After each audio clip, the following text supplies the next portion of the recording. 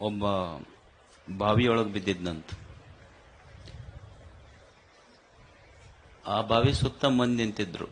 ಎದಕ್ಕೆ ತೆಗ್ಯಾಕಲ್ಲ, ಬಿದ್ದವನ್ ನೋಡಕ್. ಆಮೇಲೆ ಒಬ್ಬ ಓಡಿ ಬಂದು ಏನಾಗೈತಿ ಅಂತ ಕೇಳ್ದ. ಇಲ್ಲ, ಒಬ್ಬ ಬಾವಿ ಹಾರ್ಯಾನ. ಇಲ್ಲ, ಹಾರ್ದವ್ರು ಯಾರಂತ ಕೇಳಿದ್ರು. ಇಲ್ಲ, ಇಂಥವ್ರು ಅಂತ ಅವ್ರ ಹೆಸರು ಹೇಳಿದ್ರು. ಅಂದ ತಕ್ಷಣ ಇವ ಜಿಗದ ಅವನ್ನ ಹೊರಗೆ ತಗೊಂಡು ಬಂದ ಮೇಲೆ ಅವ್ರ ಸುತ್ತ ನಿಂತಿದ್ರಲ್ಲ, ಅವರು ಅವನೇನ್ ತೆಗೆದಿದ್ನಲ್ಲ ಅವನಿಗೆ ಹೇಳಿದ್ರಂತ, ಅಂತೂ ಅವನ ಪ್ರಾಣ ಉಳಿಸದೆಪ್ಪ ನೀನು ಅಂತ. ಅವಾಗ ಇವ ತೆಗ್ದವನ್ನಂತ, ಅವನು ಪ್ರಾಣ ಉಳ್ದಿರ್ಲಿಲ್ಲ ಅಂದ್ರೆ ನನ್ನ ಪ್ರಾಣ ಹೋಗ್ತಿತ್ತು ಅಂದವ. ಅವ್ರಿಗೆ ಕೇಳಿದ್ರು, ಅಲ್ಲ, ಅವ ಉಳ್ದಿರ್ಲಿಲ್ಲ, ನಿನ್ನ ಪ್ರಾಣ ಯಾಕೆ ಹೋಗ್ತಿತ್ತು? ಅವನಿಗೆ 5 ಲಕ್ಷ ರೂಪಾಯಿ ಸಾಲ ಕೊಟ್ಟಿದ್ನ, ಅವ ಹೋಗಿದ್ರೆ ಮುಳುಗ್ತಿತ್ತದ. ಮನುಷ್ಯನ ಜೀವನದಲ್ಲಿ ಒಬ್ಬ ಚಿಂತಕ ಬಹಳ ಸುಂದರವಾದ ಮಾತು ಬರೀತಾನೆ. There are 2 possibilities. ಮನುಷ್ಯನ ಜೀವನದಲ್ಲಿ 2 ಸಾಧ್ಯತೆಗಳಿರ್ತಾವಂತ. ಒಂದು, you can become an example to the next generation, either, or you can become warning to the next generation. 2 ಸಾಧ್ಯತೆಗಳಿರ್ತಾವಂತ ಮನುಷ್ಯನ ಜೀವನದಲ್ಲಿ. ಒಂದು, ಅವ ಮುಂದಿನ ಜನಾಂಗಕ್ಕೆ ಒಂದು ಉದಾಹರಣೆಯಾಗಬಹುದು, ಇಲ್ಲ ಅವ ಮುಂದಿನ ಜನಾಂಗಕ್ಕೆ ಒಂದು ಎಚ್ಚರಿಕೆಯಾಗಬಹುದು ಅವನ ಜೀವನ. ಗಾಂಧೀಜಿ ಮತ್ತು ಹಿಟ್ಲರ್ ಇಬ್ರು ಒಂದೇ ಕಾಲಕ್ಕೆ ಬದುಕಿದರು. ಗಾಂಧೀಜಿನ ಜೀವನ ಮುಂದಿನ ಜನಾಂಗಕ್ಕೆ ಉದಾಹರಣೆಯಾದರೆ ಹಿಟ್ಲರ್ನ ಜೀವನ ಮುಂದಿನ ಜನಾಂಗಕ್ಕೆ ವಾರ್ನಿಂಗ್ ಆಯ್ತದು. ಇದೇ ನೆಲದಲ್ಲಿ, ಇದೇ ಸಹ್ಯಾದ್ರಿಯ ಪರಿಸರದಲ್ಲಿ ಇಬ್ಬರು ವ್ಯಕ್ತಿಗಳು ಬದುಕಿದ್ರು. ವಿಶ್ವೇಶ್ವರಯ್ಯ ಬದುಕದ, ಅವನ ಜೀವನ ಮುಂದಿನ ಜನಾಂಗಕ್ಕೆ ಉದಾಹರಣೆಯಾಯಿತು. ವೀರಪ್ಪನ ಬದುಕದ, ಅದು ಮುಂದಿನ ಜನಾಂಗಕ್ಕೆ ವಾರ್ನಿಂಗ್ ಆಯ್ತದು. ಅದಕ್ಕೆ ನಾವೆಲ್ಲ ನಮ್ಮ ಬದುಕು ಮುಂದಿನ ಜನಾಂಗಕ್ಕೆ ಉದಾಹರಣೆಯಾಗಬೇಕೆ ಹೊರತು ಎಚ್ಚರಿಕೆ ಆಗಬಾರ್ದು. ಹಾಗೆ ಒಬ್ಬ ಮನುಷ್ಯ ಶ್ರೇಷ್ಠ ಆಗೋದು ಇನ್ನೊಬ್ಬರ ಜೀವನಕ್ಕೆ ಆಸರೆಯಾದಾಗ. ನೀವು ಪ್ರತಿ ಸಲ ಈ ವೇದಿಕೆ ಮೇಲೆ ಸಾಧಕರನ್ನು ನೋಡ್ತೀರ. ಈ ವರ್ಷ ಆ ಕಡೆ ಕೊನೆಗೆ ಕುಳಿತಿದ್ದಾರಲ್ಲ, 2 ಸಾಧಕರು ಬಂದಿದ್ದಾರೆ. ಒಬ್ಬರು ಲಾಸ್ಟ್ ಕುಳಿತಿದ್ದಾರಲ್ಲ, ಅವ್ರ ಹೆಸರು ರವಿ ಕಟ್ಪಾಡೆ ಅಂತ ಹೇಳಿ. ಅವ್ರು ಬಹಳ ದೊಡ್ಡ ಸಾಧನೆ ಮಾಡಿದ್ದಾರೆ. ಏನ್ ಸಾಧನೆ ಮಾಡಿದ್ದಾರೆ ಅಂದ್ರೆ, ಅವ್ರು ಸೆಂಟ್ರಿಂಗ್ ಹೊಡಿತಾರೆ, ಮನಿ ಕಟ್ತಾರಲ್ಲ. ನೀವು ಅನ್ಬೋದು, ಮತ್ತು ನಮ್ಮೂರಾಗೂ ಜಗ್ಮನ್ ಸೆಂಟ್ರಿಂಗ್ ಹೊಡೆಯವ್ರು ಅದಾರ, ಅವ್ರು ಉಡುಪಿಯವರು. ಮತ್ತು ಸೆಂಟ್ರಿಂಗ್ ಹೊಡೆಯವರಿಗೆಲ್ಲ ಮತ್ತು ನೀವು ಸಾಧಕರನ್ನು ಸನ್ಮಾನ ಮಾಡಂಗಿತ್ತ, ನಮ್ಮಲ್ಲೇ ಜಗ್ ಮಂದಿ ಅದಾರ, ಉಡುಪಿಯಿಂದ ಯಾಕೆ ಕರ್ಸಕ್ ಹೋಗಿದ್ದಾರೆ ಅವ್ರನ್ನ? ಅವರು ಹಂತಿಂತ ಸೆಂಟ್ರಿಂಗ್ ಹೊಡೆಯವರಲ್ಲ. ಅವರು ಬರೇ ಸೆಂಟ್ರಿಂಗ್ ಹೊಡೆಯವ್ರ ಮನುಷ್ಯ ಅಲ್ಲ. ಆ ಮನುಷ್ಯನೊಳಗೊಂದು ಮನುಷ್ಯತ್ವ ಇರುವ ಮನುಷ್ಯ. ಮನುಷ್ಯರು ಬಹಳ ಮಂದಿ ಸಿಗ್ತಾರ, ಬರೇ ಕಣ್ಣ ಕೈಯ ಕಾಲ ಇದ್ದ ಮಾತ್ರ ಕೆಲವರಿಗೆ ಮನುಷ್ಯ ಅನ್ನಕ್ಕಾಗೋದಿಲ್ಲ.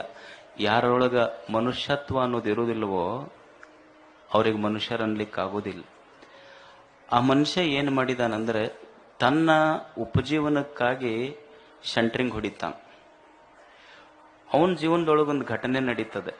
ಒಂದು ಸಣ್ಣ ಮಗು ದವಾಖಾನೆ ಕರ್ಕೊಂಡು ಹೋದಾಗ ವೈದ್ಯರಿಗೆ ರೊಕ್ಕ ಕೊಡ್ಲಿಕ್ಕಾಗದೆ ಆ ಮಗು ತೀರ್ಕೊಂತದೆ. ಅವನಿಗೆ ಅನ್ನಿಸ್ತದೆ, ಇಂಥ ಮಕ್ಕಳಿಗೆ ಏನಾದರೂ ಮಾಡಬೇಕಲ್ಲ ಅಂತ.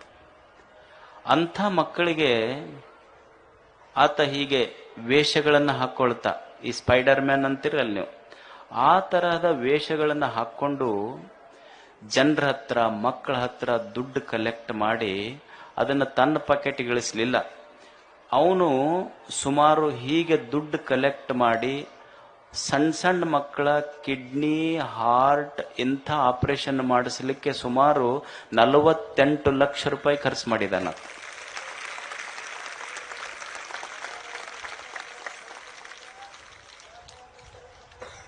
ಸುಮಾರು 28 ಮಕ್ಕಳ ಜೀವ ಉಳಿಸಿದಾನೆ.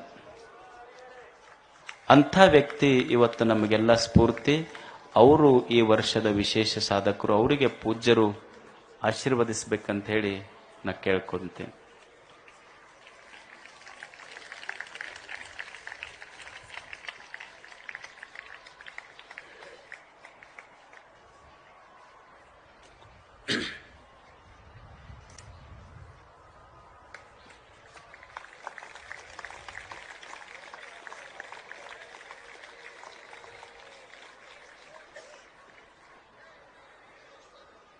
ಒಂದರ ಯಾವ್ದಾರ ವೇದಿಕೆ ಮೇಲೆ ಬರೋ ಕೆಲಸ ಮಾಡ್ರು ಆಮೇಲೆ ನೋಡೋಣ.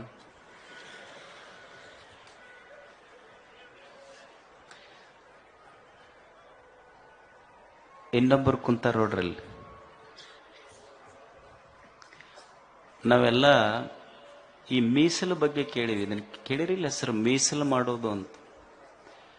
ನಾವು ದೇವರಿಗೆ ಹಾಲು ಮೀಸಲು ಮಾಡ್ತೀವ್ರಿ, ತುಪ್ಪ ಮೀಸಲು ಮಾಡೀವ್ರಿ ಅಂತ ಹಳ್ಳ್ಯಾಗ ಅನ್ನೋದಿಲ್ಲ.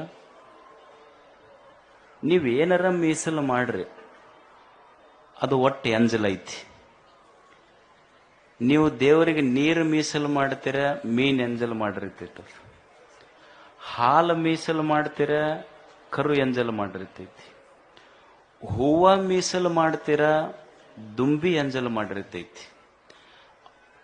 ಅಜ್ಜಿ ಅವ್ರ ಹೆಸರು ಚೆನ್ನಮ್ಮ, ಹಳ್ಳಿಕೇರಿ. ಅವರು ಒಂದು ಮೀಸಲು ಮಾಡ್ಯಾರ. ಏನು ಮಾಡ್ಯಾರ ಅಂದ್ರ, ತಡೀರಿ ಇನ್ನೂ ಹೇಳೇ ಇಲ್ಲ ನಿಮಗೆ. ಅವರು ನಮ್ಮ ಹಾಗೆ ದೇವರಿಗೆ ಹಾಲು ತುಪ್ಪ ಹೂವ ಮೀಸಲು ಮಾಡಿಲ್ಲ. ಅವರು 12 ವರ್ಷದಾಗಿದ್ದಾಗ ಮನಿ ಬಿಟ್ಟವರು ಇನ್ನೂವರೆಗೆ ಮನೆಗೆ ಹೋಗಿಲ್ಲ. ದೇಶಕ್ಕಾಗಿ ಮೀಸಲು ಮಾಡ್ಕೊಂಡವ್ರು. ಅವರು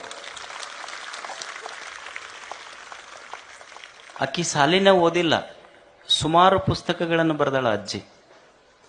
ಅಕ್ಕಿಗೆ ಗಾಂಧಿ ಸೇವಾ ಪ್ರಶಸ್ತಿ, ನೂರಾರು ಪ್ರಶಸ್ತಿಗಳು ಬಂದು ದುಡ್ಡೇನು ಬಂದಿತ್ತಲ್ಲ, ನಾವಾದ್ರೆ ಮುಪ್ಪಿನ ಕಾಲಕ್ಕೊಂದಿಷ್ಟು ಏನ್ರ ಎಫ್ ಡಿ ಮಾಡಿಡೋಣ ಅಂತ ನಮ್ಮ ತಲೆಯಾಗ ಬರ್ತಿತ್ತು. ಆದ್ರೆ ಅಕ್ಕಿ ತಮ್ಮ ಸಲುವಾಗಿ ಎಫ್ ಡಿ ಮಾಡಿಟ್ಟಿಲ್ಲ. ಇಡೀ ಅನಾಥ ಮಹಿಳೆಯರ ಸಲುವಾಗಿ ಆ ದುಡ್ಡೆಲ್ಲ ಅಜ್ಜಿ ಕೊಟ್ಟಿದ್ದಾಳ. ಆ ಅಜ್ಜಿ, ನಾನು ಬಹಳ ವಿಚಾರ ಮಾಡಿ ಅಜ್ಜಿನ ಆಯ್ಕೆ ಮಾಡಿದೆ. ಯಾಕಂತಂದ್ರ ಆಕೆಗೆ 89 ವರ್ಷ ಅಜ್ಜಿಗೆ. ಆಕೆ ವಿನೋಬಾ ಭಾವೆ ಮತ್ತು ಗಾಂಧೀಜಿಯವರ ತತ್ವಗಳಲ್ಲಿ ಬಹಳಷ್ಟು ಆಸಕ್ತಿ ಉಳ್ಳವಳು. ಗಾಂಧೀಜಿಯವರು 150 ವರ್ಷ ಆದ್ರೆ 150ನೇ ಹುಟ್ಟುಹಬ್ಬಕ್ಕೆ 150 ಕಾರ್ಯಕ್ರಮ ಮಾಡಿ ಗಾಂಧೀಜಿಯ ಹುಟ್ಟುಹಬ್ಬವನ್ನ ಯಶಸ್ಸುಗೊಳಿಸಿದ್ರು. ಈಗ ವಿನೋಬಾ ಭಾವೆ ಅವರದ್ದು 125ನೇ ಹುಟ್ಟುಹಬ್ಬ ಐತಿ. ಮತ್ತೀಗ 89ನೇ ವಯಸ್ಸಿನಲ್ಲಿ 125 ಕಾರ್ಯಕ್ರಮ ದೇಶದ ತುಂಬ ಮಾಡಾಕತ್ತಾಳ ಅಜ್ಜಿ. ಅಂದ್ರೆ 89ನೇ ವಯಸ್ಸಿನಲ್ಲಿಯೂ ಸಹಿತ ಎಷ್ಟು ಉತ್ಸಾಹ ಜೀವನದೊಳಗೆ. ನಾ ಯಾಕ ಅಜ್ಜಿಗೆ ಆಯ್ಕೆ ಮಾಡಿದೆ ಅಂದ್ರೆ, ನಮ್ಮಲ್ಲಿ ಏನಾಗಿರ್ತದೆ ಅಂದ್ರೆ, ಆಕಿ 89 ವರ್ಷಕ್ಕೂ ಎಷ್ಟು ಆಕ್ಟಿವ್ ಅದಾಳ. ಈಗ ನಮ್ಮಲ್ಲಿ ಈಗ ರಿಟೈರ್ಡ್ ಆಗಿರ್ತೈತ್ರಿ, ಏನ್ ಮಾಡ್ತೀರಿ ಸರ್, ಆರಾಮದೇವ್ರಿ ಮನ್ಯಾಗ, ಏನ್ ಸಾಕಾತ್ರಿ, ಏನೂ ಮಾಡಕ್ ಆಗೋದಿಲ್ಲ, ಏನೂ ಇಲ್ಲ. ಅವು ಧಾರಾವಾಹಿ ನೋಡ್ಕೊಂತ ಅವು ಕುಂದಿರ್ತಾವ, ನ್ಯೂಸ್ ನೋಡಕ್ ಇವು ಹೋಗ್ತಾವ. ಎರಡಕ್ಕೂ ಜಗಳಲ್ಲಿ. ಅವು ಧಾರಾವಾಹಿ ಬಿಟ್ಟು ಅವು ಹೇಳೋದಿಲ್ಲ, ನ್ಯೂಸ್ ಬಿಟ್ಟು ಟಿವಿ ಹೇಳೋದಿಲ್ಲ. ಅವಾಗ ಅವ್ರು ಬೈತಿರ್ತಾರ, ಏನ್ ಮನಿ ಅಂತ ಹಿಡ್ಕೊಂತಿರ್, ಹೊರಗೆ ಹೋಗ್ಬಾರ್ದ ಒಂದ್ ಸ್ವಲ್ಪ ಅಂತ. ಇದು ಚಾಪಿ ತೊಗೊಂಡು ಹನುಮಂದೇವ್ರ ಗುಡಿಗೆ ಬರ್ತೈತೆ. ಅವಾಗ ಮೊದಲು ಹೆಂಗಿರ್ತಿತ್ತು ಹಂಗಿರೋದಲ್ರಿ. ಯಾವಾಗ ಬರ್ತೀರಿ ಮನೆಗೆ, ಅವಾಗದು. ಈಗ ಹೊರಗೆ ಹೋಗ್ಬಾರ್ದ ಆ ಕಡೆ. ಅಲ್ಲ, ನಿಮಗೆ ಮನ್ಯಾಗ ಗಂಡ್ಮಕ್ಳಿಗೆ ಸಟ್ನ ನೀವು ಅಂತಿರ್ಬೋದು, ನಾ ಜಗತ್ತು ಬದಲು ಮಾಡಬಲ್ಲೆ ಅಂತ. ಲಘುನ ಒಂದು ಟಿವಿ ಚಾನಲ್ ಬದಲು ಮಾಡಕ್ಕಾಗೋದಿಲ್ಲ, ನಿಮಗೆ ಜಗತ್ತೇನು ಬದಲು ಮಾಡ. ಅಜ್ಜಿ 89 ವರ್ಷಕ್ಕೆ ಎಷ್ಟು ದೊಡ್ಡ ಸಾಹಸ ಮಾಡ್ಯಾಳ. ಆಕೆಗೆ ಯಾಕೆ ಆಯ್ಕೆ ಅಂದ್ರೆ, ಏನ್ ರಿಟೈರ್ಡ್ ಆದ ಮಂದಿ ಇರ್ತಿರಲ್ಲ, ಮನ್ಯಾಗ ಖಾಲಿ ಕುಂತ್ರ ಬರೇ ಜಗಳ ಆಗ್ತಾವ. ನನಗೆ ಬರೇ ದಿವಸ ಸಮಸ್ಯೆ ನೋಡ್ತೀನಲ್ಲ, ನಾವು ಓದೋದಾಗೋದಿಲ್ಲ, ಬರೀ ಅವ್ರ ಸಮಸ್ಯೆನೇ ಕೇಳೋದಾಗತ್ತೆ ದಿವಸ. ನನಗೆ ಅತ್ತಿ ಮಗನ ಕೂಡ ಹೊಂದಿಕ್ಕಿಲ್ಲ, ಸೊಸೆ ಕೂಡ ಹೊಂದಿಕ್ಕಿಲ್ಲ, ಮಗ್ಳು ಓಣ್ಯಾನವ್ರು ಕೂಡ ಹೊಂದಿಕ್ಕಿಲ್ಲ. ಮತ್ತೆ ಕೆಲಸನೇ ಇಲ್ಲಿ ಮಾಡಾವೇನು ಮನ್ಯಾಗ, ಬರೀ ಇದನ್ನ ಮಾಡಾವ. ಅದಕ್ಕೆ ಏನ್ ಮಾಡಿ ರಿಟೈರ್ಡ್ ಆದ ಮಂದಿ ಖಾಲಿ ಮನ್ಯಾಗ ಟಿವಿ ನೋಡ್ಕೊಂತ ಕುಂದ್ರೋದಕ್ಕಿಂತ ಯಾವುದಾದ್ರೂ ಒಂದು ಸಾಮಾಜಿಕ ಒಳ್ಳೆಯ ಕೆಲಸಗಳಲ್ಲಿ ತೊಡ್ಕೊಳ್ರಿ. ನಿಮಗೆ ಮುಪ್ಪು ಜಲ್ದಿ ಬರೋದಿಲ್ಲ, ರೋಗನೂ ಬರೋದಿಲ್ಲ. ಅದಕ್ಕೆ ನಾ ಹೇಳೋದು, ಯಾರ್ಯಾರು ಖಾಲಿ ಕುಂದಿರ್ತೀರಿ ಅವ್ರಿಗೆ ಮುಪ್ಪುನು ಜಲ್ದಿ ಬರ್ತೈತಿ, ರೋಗನು ಬಹಳ ಬರ್ತಾವ. ಖಾಲಿ ತಲಿ ಅದು ದೆವ್ವಿನ ಮನಿ ಇದ್ದಂಗೆ. ಅದಕ್ಕೆ 89 ವರ್ಷದ ಅಜ್ಜಿ